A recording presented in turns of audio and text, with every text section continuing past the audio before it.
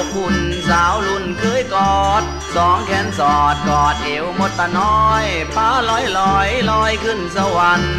จูบเท่านั้นแล้วบ่มีเงินแล้วจอดบ่แจวลาแล้วนงคานแดนอีสานคือบ้านของเฮาถึงสีเศร้าเสียใจพ่ายแพ้เพราะเลือดแผลหัวใจไหลตกคุ้มนรกของคนจุนสวรรค์เบื้องบนของคนรวยตึกรามสวยแสงสีลีลาศแต่ยังขาดน้ำใจไม่ตีผิดกันที่บ้านนอกคอกตือ